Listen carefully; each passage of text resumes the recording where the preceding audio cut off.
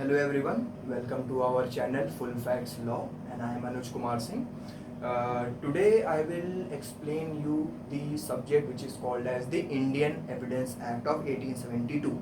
In my introduction video, as I have already told you what all things we will cover.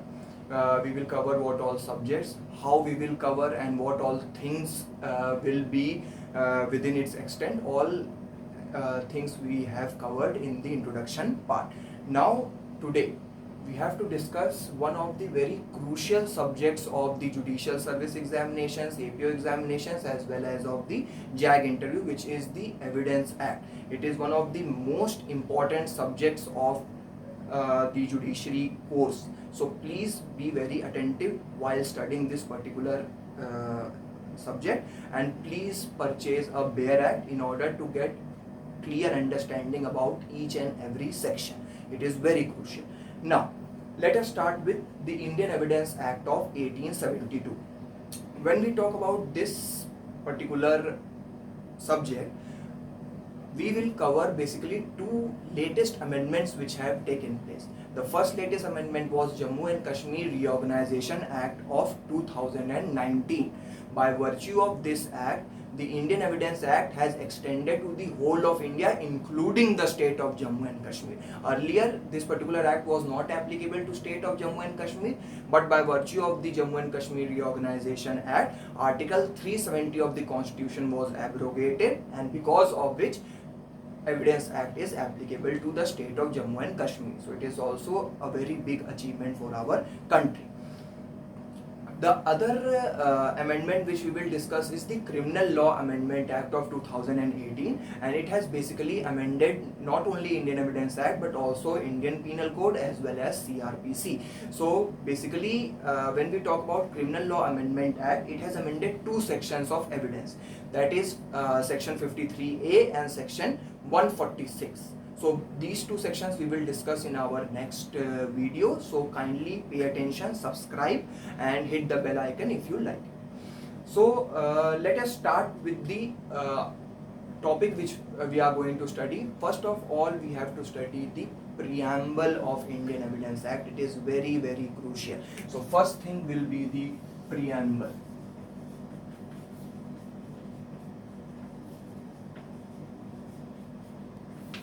It is basically an introduction. It is also basically the objective. It describes what all aims and objectives of the act is. So when we talk about preamble, three words should be taken into account. The first word is consolidation, the second one is definition, and the third one is amendment. So when we talk about consolidation, basically there are certain laws which were in existence before 1872 as well relating to evidence. So after the passing of Evidence Act of 1872, all those previous laws will be compiled, will be consolidated and will be included in 1872 Act. So now only and only Indian Evidence Act of 1872 is prevalent. No other act is prevalent relating to evidence law. So there is only Indian Evidence Act. All laws relating to evidence has been consolidated. The other word is definition. See, each and every terminology is defined in section 3 of Evidence Act.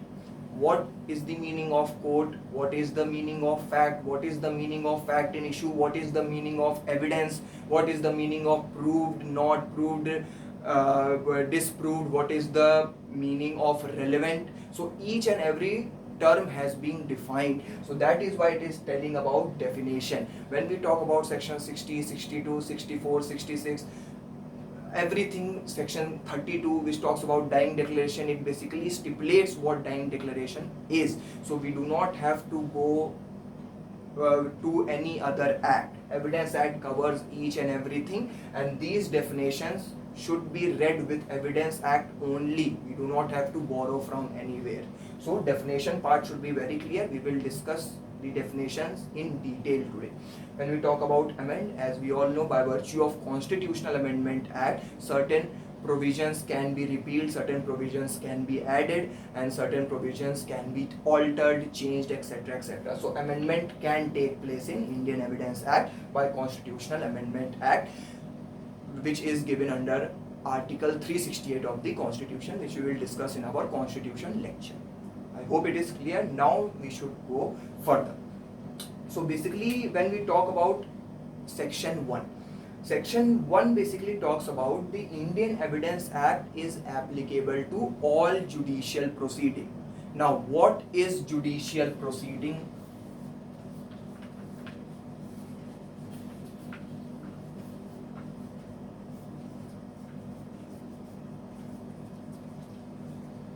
This particular term is not defined in Indian Evidence Act of 1872. So we can take help of either General Clauses Act or CRPC. But in CRPC, Section 2I has defined this particular term.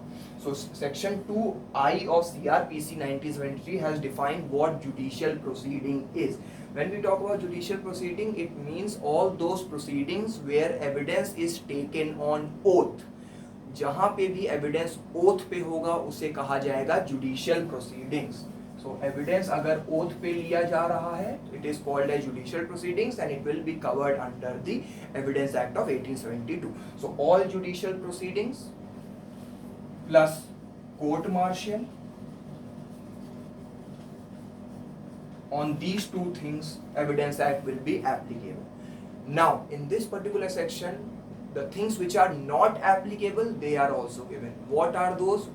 First of all, court martial under Armed Forces Act. All those court martials which are under Army Act, under Naval Discipline Act, under Indian Navy Discipline Act of 1934 and under Air Force Act, those are not applicable. So Indian Evidence Act is not applicable on court martial of armed forces. Normal court martial is applicable, but court martial of armed forces act अगर उस पे ये applicable नहीं होता है.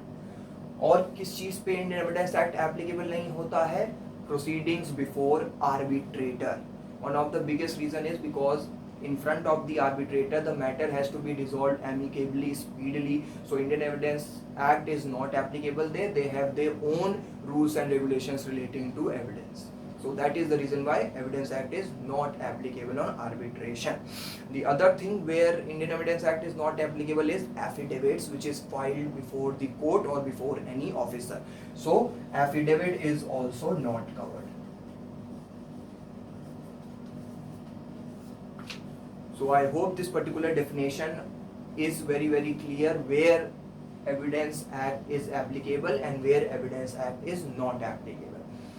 Now, some other things which I want to highlight is there is a very big difference between what is called as substantive law and what is called as procedural law. When we talk about substantive law, it basically defines what an offense is and gives its punishment as well. So basically it defines rights and liability, rights and duties. And when we talk about procedural law, it talks about how to enforce the substantive law.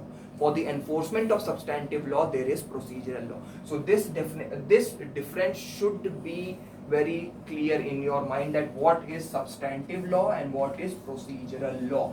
When we talk about substantive law, IPC, Hindu Marriage Act, Transfer of Property Act, Indian Contract Act, these are substantive law. Offense has been given. When we talk about IPC, let's take the example of IPC. Offense has been defined, its punishment is given. But how will this particular thing happen? What are the procedures? What are the technicalities? These are given under procedural law. So when we talk about procedural law, our Indian Evidence Act is a procedural law. CRPC is a procedural law. So this particular Indian Evidence Act is a procedural law. Now, see, when we talk about Indian Evidence Act, certain terms have to be understood very thoroughly, because in our future course of discussion, these terminologies will play a very big role. So let us first of all understand each and every term in detail. So when we talk about Evidence Act, section 3 of the Evidence Act is called as the interpretative clause. It defines certain terms. So let us understand each and every term in detail. So the first term which I want to highlight is evidence. What is an evidence? This is a particular term which should be very much clear in your mind. So evidence, it is defined under section 3. The definition of evidence starts like means and includes. When we talk about means and includes, it means that this definition is very hard and fast. No other meaning should be given to this particular definition. So whatever definition is given under this section, it should be followed in letter and spirit. I think so it is clear. So what is evidence? Basically, evidence means and includes oral evidence and documentary evidence.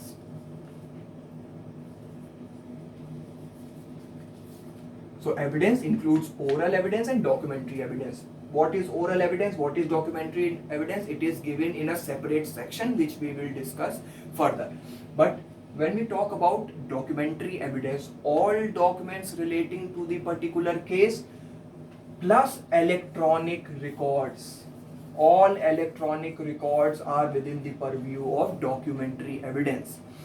When we take the example of Sushant Singh Rajput case, in this particular case, the NCB has retrieved the accused WhatsApp chats, and by virtue of that chats, they have basically filed a particular case in front of the court of law. Now, these chats validity is because of the IT Act of 2000. By virtue of this act, all these WhatsApp chats, all the emails, they will be considered as electronic records, and these electronic records are within the purview of documentary evidence. That is the reason why a strong case has been filed against the accused. So this thing should be clear in your mind when we talk about evidence definition. The other definition which is important is of the definition of court.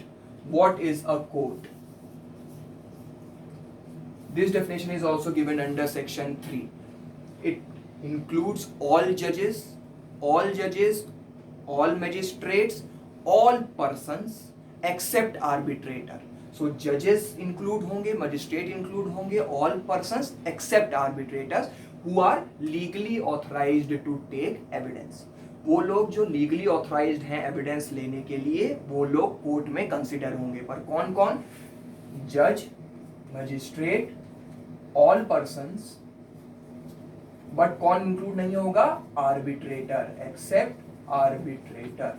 Arbitrator will not be included within the purview of the definition of court. But these judges, magistrates and all persons should be legally authorized to take evidence. Now the other definition which I want to highlight is fact. What is a fact? This is a very important definition because the chapter which we are going to study, that is the relevancy of fact, is based upon this definition only. So first of all, understand what fact is.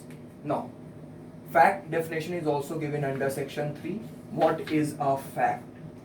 Anything, state of thing, relation of thing, perceived by our senses, जो हमारी senses महसूस कर सके, देख सके, वो होता है fact. For example, Rishabh came to this place at 9 p.m. He ate his dinner and went back to his place by 10 p.m. So this is a particular fact because it has been happened. ये मैंने देखा है अपने आँखों से. तो ये क्या हो गया? ये फैक्ट हो गया. कोई भी चीज़, state of thing, relation of thing which can be perceive, जो हम देख सकें अपनी सेंसेस से या महसूस कर सकें, वो चीज़ होती है फैक्ट. फैक्ट में एक और डेफिनेशन है, any mental condition of which a person is conscious about. तो कोई भी मेंटल, जो वो फील कर सके, जो वो एक्सप्रेस ना कर सके बाय हिज सेंस, जो वो फील करे अपने दिमाग में, वो भी चीज़ एक फैक्ट होती है. जैसे फॉर एग्जाम्पल, इसमें हम क्या एग्जाम्पल ले सकते हैं of the case of Sushant Singh Rajput, in which the accused has said that Sushant was suffering from depression. तो डिप्रेशन तो कोई सेंसेस से हम नहीं बता सकते, वो एक मेंटल कंडीशन है, तो ये भी एक फैक्ट है। हाँ, वो अलग बात है कि ये फैक्ट माननीय होगा कि नहीं होगा, ये डिपेंड करेगा कोर्ट से, क्या वो फैक्ट रेलेवेंट है कि नहीं, ये डिटरमाइन करेगा by virtue of Indian evidence act, वो अलग बात है, लेकिन हर सबका फैक्ट हो सकता है। तो ये चीज़ भी इंक्लूड है, तो मतलब फिजिकल चीज़ें भी इंक्लूड हैं प्लस साइकोलॉजिकल चीज़ें भी इंक्लूड हैं। तो फिजिकल प्लस साइकोलॉजिकल दोनों चीज़ों को इंक्लूड करके फैक्ट की डेफिनेशन बनाई गई है। So I think so this particular point is clear to you. Now the other thing which I want to focus upon is what is fact in issue. This is also a very important definition. I hope you understood what fact is. Now we will continue our discussion further about the fact in issue.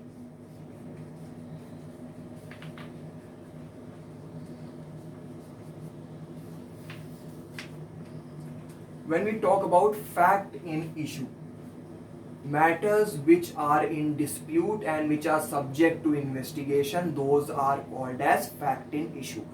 वो fact जो, वो matter जो dispute में हो और जो investigation का part हो, वो चीज़ों को फैक्ट इन इशू कहते हैं। मतलब कि वो फैक्ट जो एक पार्टी असर्ट करती है, मतलब एक पार्टी बताती है और दूसरी पार्टी उसको डिनाई करती है। तो basically fact in issue is a fact which one party asserts and the other party denies. So वो हो जाता है fact in issue। जैसे for example, it is a very hypothetical example, so don't take it very seriously, just understand in relation to this concept. For example, in Sushant Singh Rajput case, for example, the CBI is investigating the murders of the Sushant Singh Rajput, मतलब they are moving their hypothesis towards the murder angle. So now the fact in issue will be whether the accused, that is R, has murdered Sushant or not. This is a fact in issue. तो इसमें क्या होगा, इसमें सुशांत की जो legal layers हैं वो ये कहेंगे कि अक्यूज्ड हैज मर्डर्ड, और अक्यूज्ड क्या कहेगा, no no I have not murdered. तो एक पार्टी ने असर्ट किया कि मर्डर हुआ, दूसरी पार्टी ने उसको डिनाई किया कि मर्डर नहीं हुआ। तो यही चीज हो जाती है fact in issue. I hope this is clear because this will be very crucial in our next discussion. तो fact in issue मतलब एक पार्टी assert करे, दूसरी पार्टी उसको deny करे। So this definition I think so is clear. The other definition which we are going to discuss is what is a document. अब document क्या है?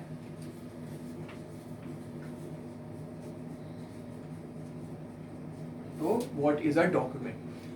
डॉक्यूमेंट मतलब होता है वो मैटर जिसे हम एक्सप्रेस कर सकते हैं किसी पर्टिकुलर सब्सटेंस पे। Matter which can be expressed on a particular substance by way of letter से कर सकते हैं, कोई मार्क से कर सकते हैं, या दोनों से कर सकते हैं। तो वो चीज़ जो हम एक्सप्रेस कर सकें वो चीज़ क्या हो जाती है, डॉक्यूमेंट। और हमने पहले भी डॉक्यूमेंट्री एविडेंस के बारे में जिक्र किया हुआ है, तो डॉक्यूमेंट की डेफिनेशन भी इसमें clearly mention. Now, there are three other definitions which are important, that is proved, disproved and not proved. अब ये क्या होता है, ये भी डिफाइंड है very clearly in letter and spirit. तो proved क्या होता है, not proved क्या होता है, और disproved क्या होता है। Proved मतलब ये होता है when a particular fact, कोई fact है वो कब proof माना जाएगा, when court believes, कोर्ट को ये लगता है कि ये fact प्रूव हो गया है, तो उन्हें लगता है कि ये फैक्ट प्रूव है। अगर उनको लगता है कि कोर्ट बिलीव करता है कि ये फैक्ट एग्जिस्ट करता है, तो ये फैक्ट प्रूव माना जाएगा। पर अगर मान लीजिए ऐसा नहीं होता है, तो अगर कोई ऑर्डिनरी प्रूडेंट मैन एक्ट करता है, मतलब उसे लगता है कि ये फैक्ट एग्जिस्ट करता है और उस पर एक्ट कर जाता है, मतलब एक ऑर्डिनरी प्रूडेंट मैन, मतलब जनरली कोर्ट ये देखेगा कि हाँ ये कोई पर्टिकुलर फैक्ट है, इस पे एक आम आदमी तो एक्ट करेगा ही, तो ये भी फैक्ट में ही कंसिडर होगा। तो कोर्ट या तो फिर बिलीव कर जाए, या तो फिर कोर्ट को लगे कि कोई ऑर्डिनरी प्रूडेंट मैन इस पे एक्ट करेगा, मतलब वो उसे लगेगा, उसे सपोज लगेगा कि ये फैक्ट एग्जिस्टेंस में है, तो वो फैक्ट प्रूव माना जाएगा। डिसप्रूव क्या होता है, जब कोर्ट बिलीव ना करे या कोई एक ऑर्डिनरी प्रूडेंट मैन को नहीं लगता है कि ये एग्जिस्टेंस में है, तो वो फैक्ट को कोर्ट डिसप्रूव्ड कह देगा। अब नॉट प्रूव्ड क्या है, ना ही वो फैक्ट प्रूव हो पाया, ना ही वो डिसप्रूव हो पाया, तो वो दोनों नहीं हो पाया। तो I hope these three words are very clear. Please read the Bare Act as well to get more and more clarity in your approach. So I think so a lot has been discussed today.